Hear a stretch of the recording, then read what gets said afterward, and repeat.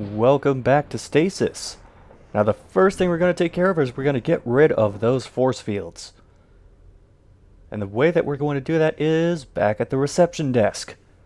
Because there was that medical terminal where it recognized us as John Marichek and we didn't have any security clearance.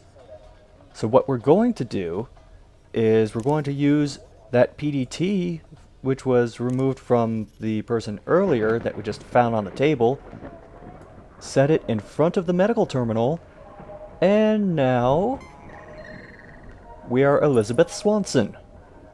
And we have clearance to turn off the force fields. Now it doesn't help so much for this area because we still can't go through this door. This section's on lockdown.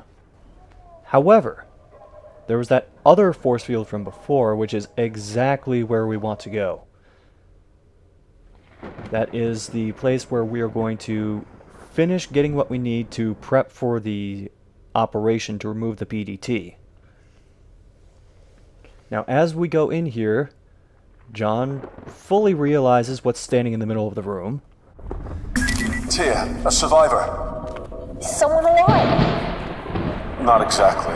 He's in stasis. It can be dangerous to wake someone from stasis without the proper procedures being followed. So who the hell woke me? Forget him, John. You need to think about the mission. Think outside the box, Taya. Maybe he could do the surgery on us. Or maybe not. There are a bunch of empty stasis pods we can interact with in this room. But we can't really wake the guy up because this control terminal is quite busted. Namely, there's a missing spot where we have to put a chip in so that the computer can function. So let's just go into this area. This guy's looking a little worse for wear. Another body. Or two. Not quite, John. Although, I'll consider that wishful thinking for this game. No, it's one. Before getting into the logs, there's another one of these in the lower left corner. It's a formula. It's got these 4 dots by it, the number 4 by it. Burke works in a different section of the ship than Sadie, but he's quite smitten with her, and he also thinks that because he's working on this ship in the middle of the cosmos with unknown bounds of science, he thinks he's a rather brave person. He's not.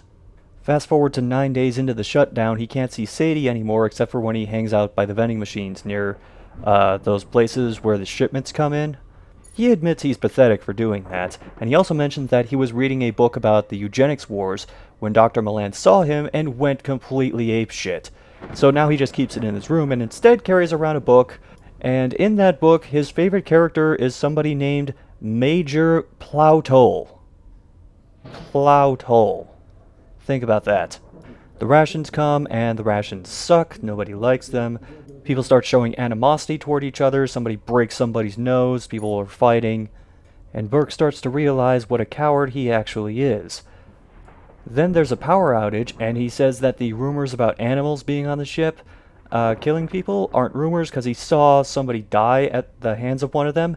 And he mentions a rough description of what they look like. That they're pale, and they have tails, and they move sort of in packs.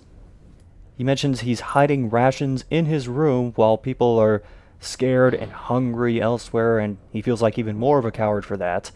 And he mentions that he had the operation to remove his PDT, and he feels like even more of a coward because Steve, the guy who reprogrammed the turrets, was nominated to do it, and he just went and did it. No backtalk, no second guessing, no nothing. And then, just in case you didn't hate Burke Carter enough, he hides in the storage room, and then he takes people out of their stasis pods right as the creatures arrive so that they'll go after them right as they stumble out and start to wake up, instead of going after him. He also sees Sadie cradling her dead best friend in her arms and doesn't even stop for them. In fact, he hopes that they buy him time so that he can get away from the creatures. And then there's that same message everybody got about the personal data tags being surgically removed. Now then, the chip that was missing from that console we saw earlier is actually just right here. Not sure why he ripped it out of the computer, but he did. Anyway, let's go put it back in the machine, and that is going to lead us to possibly the most complex puzzle we've come across so far. Because once we put this in, we're going to be able to wake up the guy in the stasis pod. But to do it, we have to inject a certain amount of chemicals into all these different parts of his body in order to wake him up. And if you get it wrong, you don't kill the guy. It just says, no, this isn't right, and then you can go back and try again. Now we're going to interact with these stasis pods, and as we do, we'll see it highlights a certain part of the body, gives this little tally count, which is for the needle symbol on the left, and then gives this chemical formula and an amount of dots corresponding to it below it. This is all the info we need. So that one was pointed to the head, it had 4 tallies next to it, so we're going to change the needle count to 4, and then change the formula to the right until there's 2 dots below it. You don't have to sit down and draw out the chemical equations. By the way, something else that's a little weird about this. This one's pointing toward the heart area, so it'll be the upper body. While you're in this screen, you can still move John around, so you can actually leave the screen while still staring at the formulas and the dosages. Now from here on, it's going to get a little bit tricky, because the first couple, it was pretty apparent what we were supposed to point toward. But for this one, the screen is busted. So there's a little more guesswork involved as to what this is actually pointing toward. The line is kind of going around his waist, but that's not actually the area that this particular picture corresponds to. It's actually down around the thigh area. So let's go back here. We are going to skip over that one, and instead we're going to put a few doses here and that chemical formula here. Now here's the thing. Some of you might have been keeping track of how many hints there are and realized that we have 5 hints and there are 6 slots here. Well, one of them is going to be a random guess. But the good news is, you've seen that a lot of these have like up to 4 doses and up to 5 formulas. One of them only has up to 2 doses and up to 3 formulas, so it's not like this really long series of guesses that you'd have to go through. So here is where we're going to put the formula from the guy who was locked in the storage room. The hint for that one, I think, is supposed to be, they say his femurs were split, but the bottoms of his legs were still intact, so you put that for the shins. This one around the knees is where guesswork comes in. But the one around the waist area, and I guess you could just do this by process of elimination, that's from the other PDA we saw earlier. And then this one, if you just want to know the answer, it's 2 doses, chemical formula 2.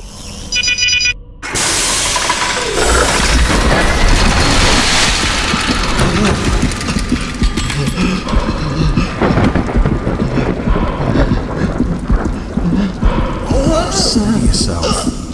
You'll be okay.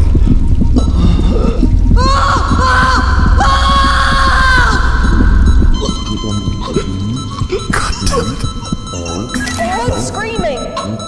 Woke him up. The survivor. He didn't make it. I think I killed him.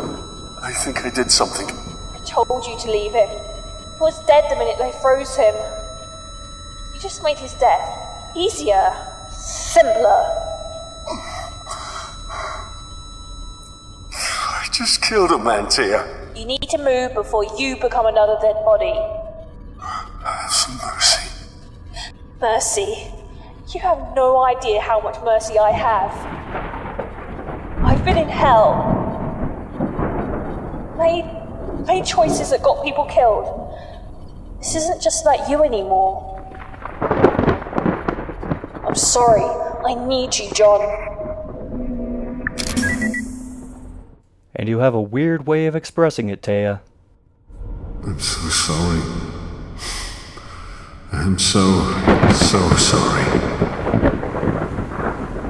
The first time I went through this, I thought, oh, we're gonna get the survivor, cut off some of his flesh, and then use that for the organic material receptacle, but no.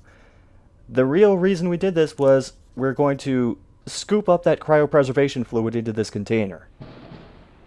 I'm guessing it has a vacuum nozzle or something, because otherwise I don't know how we're scooping up enough fluid into this thing to fill it.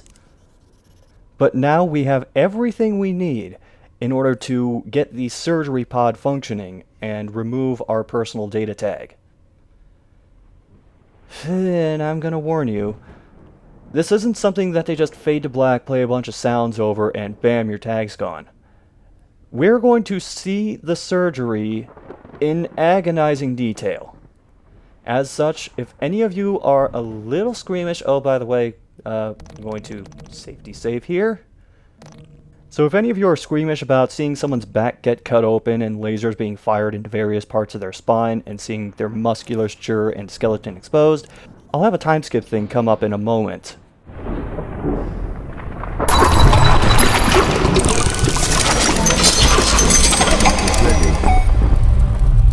And it's not going to be a far away shot like what we're seeing right now either. We're going to zoom in right up on John's back and get every gory detail of this.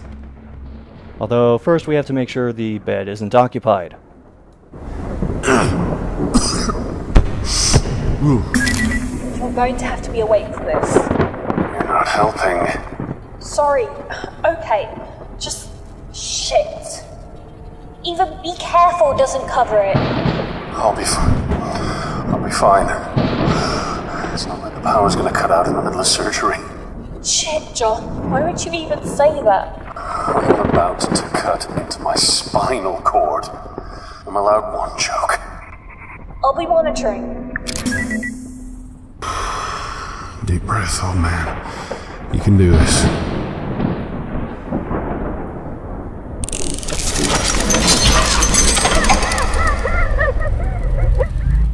Well, this is it. There's going to be one separate loading graphic after this.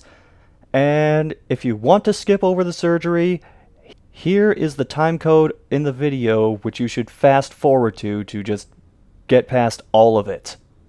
As for the rest of you, surgery starts in 3, 2, 1. Greetings, John and our chap. I am Robin, the automated surgical med pod. Your physician will explain the procedure to you and offer you an opportunity to ask any questions. You may feel some discomfort after the procedure, such as a headache or nausea. Let your nurse know if you are uncomfortable so that you may be given medication and or other treatment. Clinical implant begins. Warning, subject is not correctly prepared. This part is very straightforward. We're prepping him for the actual operation. And you just click on the red buttons on the screen readout to go through each step. You can try doing them out of order, but nothing happens. So, here we go.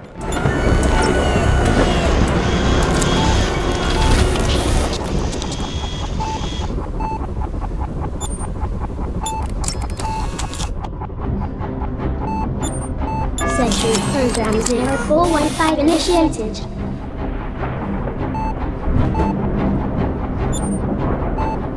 This is the point of no return. It's about to get graphic.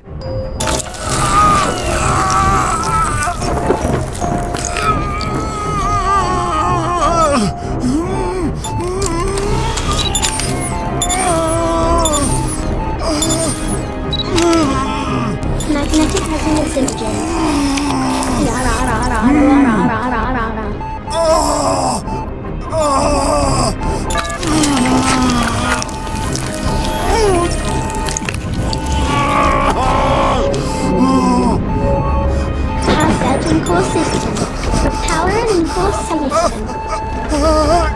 Now there are 7 points where the personal data tag is fused to John's spine, and they're all on this monitor. We have to do them in order, 1 through 7, in order for it to be extracted. If we screw this up, it'll try to extract the personal data tag while it is still attached to John's spine, and I don't think I need to tell you how that will end. The monitor above John's head shows you what order you need to press them in, but you can't do them in the wrong order. However, you can do them too slow, and this is what happens. Warning, subject is not currently prepared.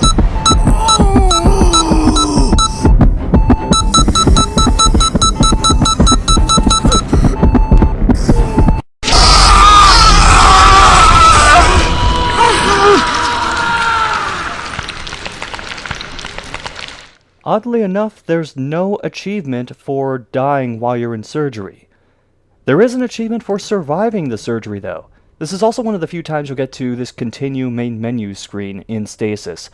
Now, what I did is I just memorized the pattern so that I could quickly go from one node to the next. Every time you get one correct, it slows John's heart rate down, and that's how he survives. Warning,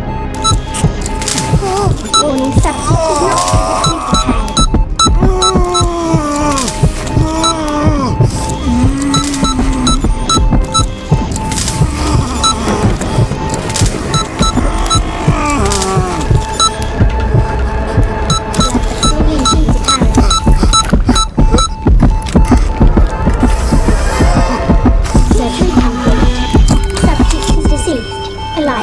Deceased. Alive. Progress terminated. Have a nice day.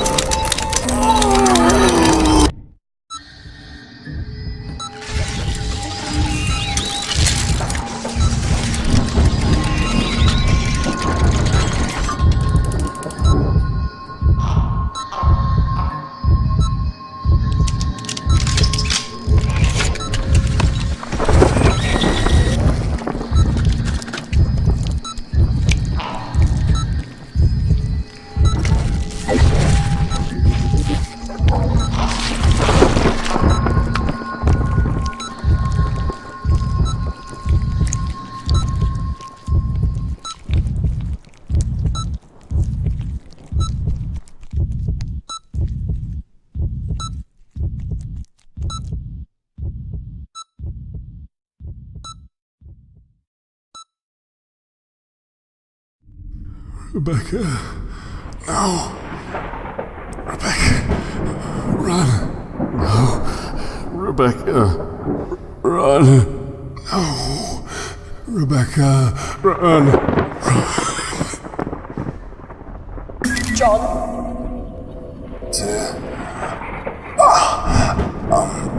I'm here. I've been trying to contact you. I couldn't hear anything. I thought the worst. How long was I out? 2 hours.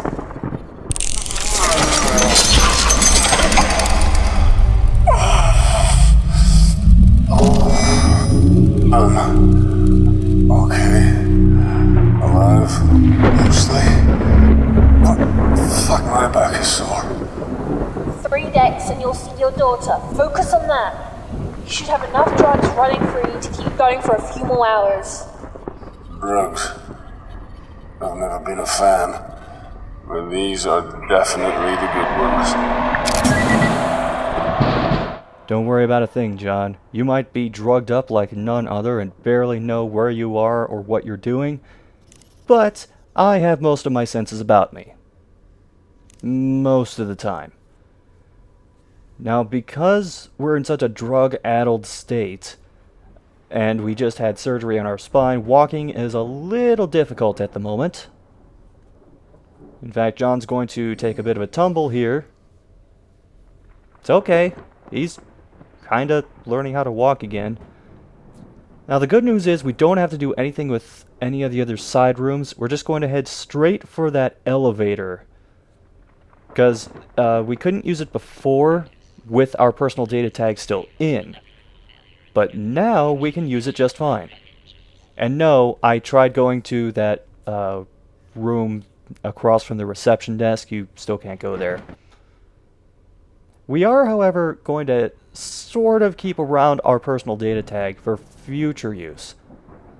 I'm guessing that the PDTs only sort of work when they're extracted from your body, but then how did we get the reception desk to work? And I'm overthinking this, aren't I?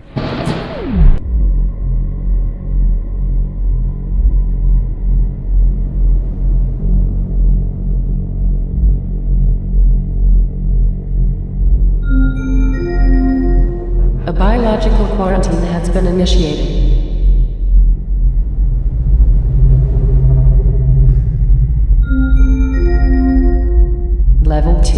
kitchen knife and snowflake are off limits.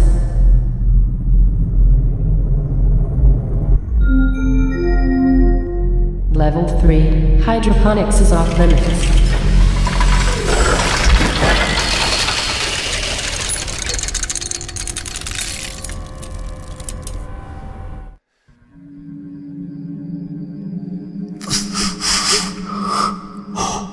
Perfect. Where are you, John? Without the PDT, I can't track shit. Hydroponics. Or what's left of hydroponics. The shaft's covered in growth. I'm not going anywhere. Wait, let me check the blueprints. Yes, hydroponics has a service elevator. Affirmative. Keep me in the loop. Well, I think that's enough excitement for one day. Although, there seems to be something in amongst the greenery. And I'm not talking about those fans. Look over to the right. We've got a couple of doors. And is that a dead body? Oh, wait. What did that name say? I believe it says... Yep, Edwin Tiong. For those of you who don't know who that is, he was a voice actor in many, many, many Newgrounds animations. He was in Dust and Elysian Tale, and he was also in Apotheon. He was in Freedom Planet, and many other things. But next time on Stasis, we're going green.